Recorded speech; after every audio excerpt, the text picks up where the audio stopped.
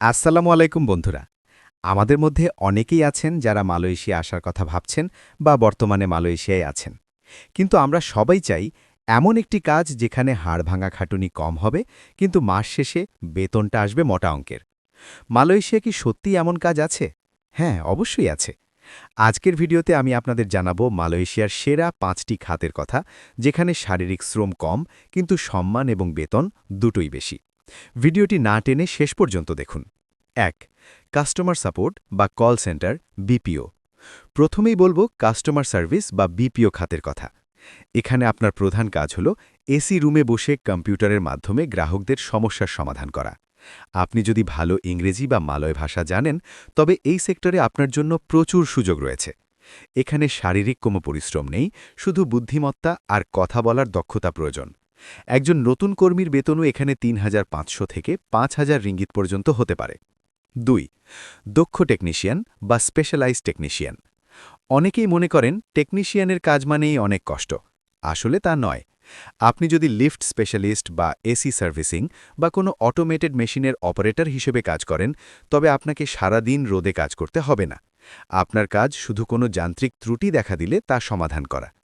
দক্ষ টেকনিশিয়ানদের মালয়েশিয়ায় আকাশচুম্বী কদর এবং বেতনও অনেক ভালো। ৩. আইটি এবং ডেটা এন্ট্রি।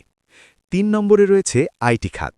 বর্তমানে মালয়েশিয়ার ডিজিটাল হচ্ছে, তাই ডেটা এন্ট্রি অপারেটর থেকে শুরু করে আইটি সাপোর্ট স্টাফদের চাহিদা প্রচুর। আপনার যদি সামান্য কম্পিউটার জ্ঞান থাকে, তবে আপনি সাধারণ লেবার ভিসার চেয়ে অনেক ভালো পরিবেশে কাজ করতে পারবেন। এই খাতে ওভারটাইম সহ ভালো আয় করা সম্ভব। ৪. হসপিটালিটি ও হোটেল ম্যানেজমেন্ট।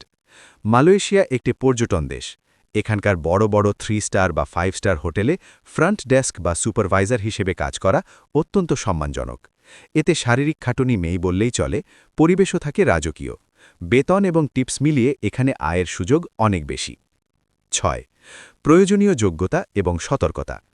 তবে মনে রাখবেন, এই আরামদায়ক কাজগুলো পেতে হলে আপনার ৩টি জিনিসের প্রয়োজন। ১.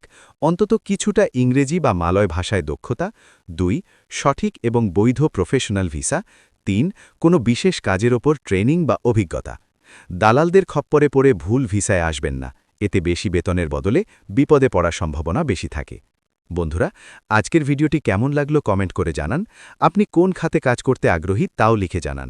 ভিডিওটি ভালো লাগলে লাইক দিন এবং মালয়েশিয়া সম্পর্কে এমন আরও তথ্য পেতে চ্যানেলটি সাবস্ক্রাইব করে রাখুন। দেখা হবে পরবর্তী ভিডিওতে। ধন্যবাদ।